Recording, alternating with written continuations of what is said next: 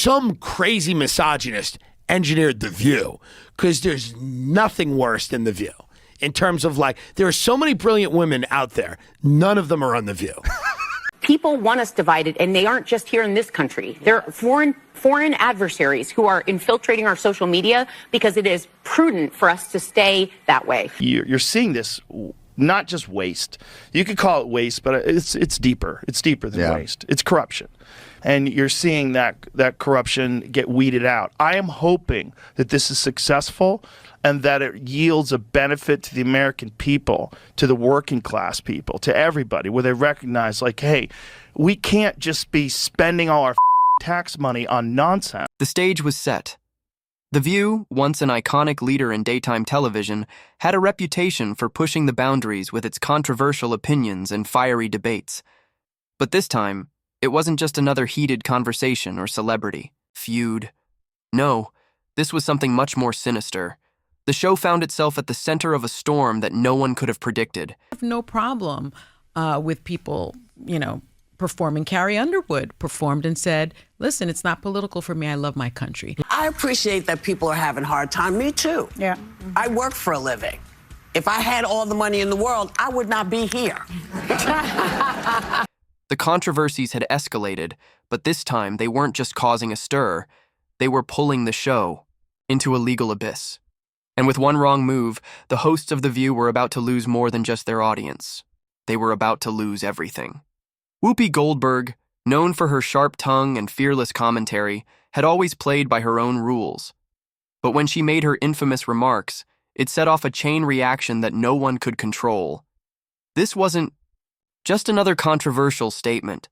It was a misstep that put her in the crosshairs of some of the wealthiest and most powerful people in America. What followed was nothing short of catastrophic. Her words didn't just land her in hot water, they ignited a full-scale media war. Within days, the pressure mounted, and the legal threats began to pour in. The reality?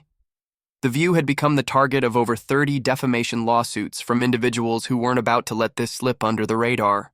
The show's hosts may have thought they were untouchable, but they had underestimated the weight of their own words. You would think that 1, maybe 2, defamation lawsuits would be enough to send a message. Right? Wrong.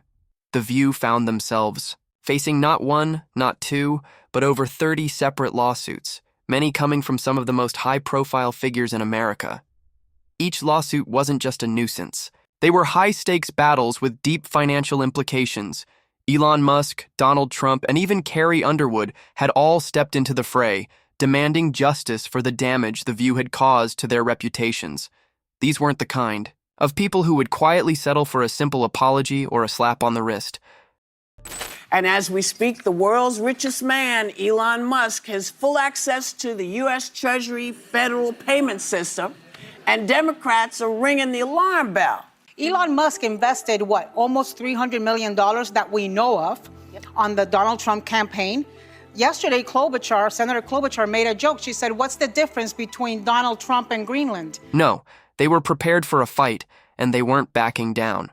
When Elon Musk, the man who brought us Tesla, SpaceX, and the new reign of Twitter, heard the slanderous remarks from The View, he didn't take them lightly. Musk had been the target of many criticisms from the hosts over the years. Good karma, That's what I was thinking at the time. I was two tables away from Trump, and I'm looking, I'm like, man, this is too much. But this time was different. They crossed a line, and he wasn't about to let it slide. He wasn't just planning a small legal fight either. After winning an $80 million defamation suit against Whoopi Goldberg, Musk dug in for an even bigger battle. His legal team went to work, pulling no punches. With deep pockets and a relentless drive for justice, Musk wasn't just after a victory. The proudest legacy will be that of a peacemaker and unifier. That's what I want to be. So if he's sending all the criminals away, where is he going? Wanted to make an example out of The View.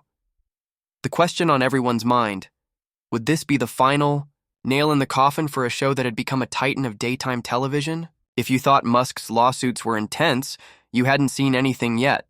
Enter Donald Trump, whose own beef with The View had been brewing for years. Whoopi and her co-hosts had repeatedly thrown insults his way, and now Trump wasn't. Just ready to fight back, he was poised to go to war. Country superstar Carrie Underwood has spent most of her career avoiding political talk, but she's set to perform at the upcoming inauguration. She said in a statement that she's doing it because the country must come together in the spirit of unity and look to the future. And lots of her fans aren't thrilled about it, but lots of her fans are. And I would not be the person to say don't do it, because I believe in free speech and everything about it. I personally would not do it. No one's asked me, but that's another story. Trump didn't hesitate. His legal team went straight to work, drafting a series of lawsuits demanding massive compensation for the defamatory statements made against him. It wasn't just about the money, it was about sending a message that no one was above the law, especially not a media powerhouse like The View. What was the final straw? When the hosts of the show referred to Trump as unfit for office and called his political career a joke, the legal wheels began to turn. Trump's lawsuits weren't just for show. They were meticulously prepared. He says, I love our country. How do you love your country and support and normalize somebody who was a convicted felon who really wants to destroy the country, in my opinion? I don't understand how you say you love your country at the same time as you normalize this convicted felon. And this battle had all the makings of a legal showdown that could shake the very foundations of The View. As the lawsuits continued to pile up, the Hollywood and music industry elite started to notice what was happening. They saw an opportunity to make their own statements. Carrie Underwood, the country music queen, had been targeted by The View's hosts for her support of Trump. When they labeled her as a traitor to her fans for her conservative stance, she had had enough. Important part. This is right after she was saying, we are run by ABC News. You should trust us, not Joe Rogan, who believes in dragons. So she by saying we should trust them because they're double checked by ABC News, and then making the stupid statement. Carrie didn't just tweet her frustrations or make a public statement. She filed her own lawsuit. What followed was an avalanche of support from country music stars, many of whom had quietly resented the political bias of The View. The bow. Tides were turning. You see what Whoopi Goldberg said? What'd she say? Whoopi Goldberg said that Biden could arrest all the Republicans and put them in jail. What was once a scandal involving a few celebrities had turned into an all-out rebellion. Hollywood's elite, the country music scene, and even some rising social media influencers began to rally behind Carrie, and suddenly, The View was fighting a multi-front war they weren't equipped to handle. Then there was Joe Rogan, the podcast king, who had no problem calling out hypocrisy wherever he saw it. Whoopi had accused him of spreading misinformation, which triggered a full-blown war. Rogan, with his growing army of loyal fans and influencers, wasn't just going to sit idly by while The View attacked his credibility. The legal battle between Rogan and The View exploded in the media. It wasn't just about two personalities clashing on social media. It was a courtroom battle that had the potential to alter the landscape of media entirely. Rogan was after more than just a win. He was after accountability for the way the media twisted facts to fit their narrative. As he dug in, collecting evidence of The View's patterns of spreading misinformation and defamation, the pressure mounted on the show. Rogan's legal team was meticulous, and every legal document filed made The View's position weaker and weaker. With all the lawsuits stacking up and the public backlash growing louder by the day, ABC couldn't ignore the storm any longer. Sponsors began pulling out, advertisers fled, and the once unshakable reputation of The View began to crumble.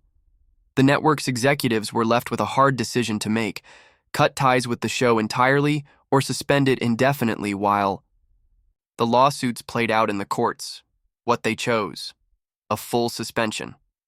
The curtains fell on The View, and the show that had once been the pinnacle of daytime television found itself completely off the air indefinitely. The show's return? It was uncertain, and many speculated that The View would never recover. They had alienated too many people, and the damage was irreversible. So what's next for The View?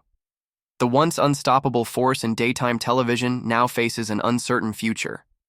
With more than 30 lawsuits hanging over them, a fractured reputation, and a network trying to distance itself from the wreckage, it's hard to see how they come back from this. Whoopi Goldberg's career, once a household name, may never be the same again. But this story is still unfolding. The legal battles are far from over, and the public is watching closely.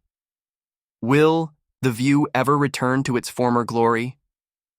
Or is this the end of an era in daytime television? You can bet that the world is waiting for the final verdict. What do you think? Will The View bounce back, or is this the beginning of its fall from grace? Let me know in the comments below. And don't forget to like and subscribe for more updates as this story unfolds.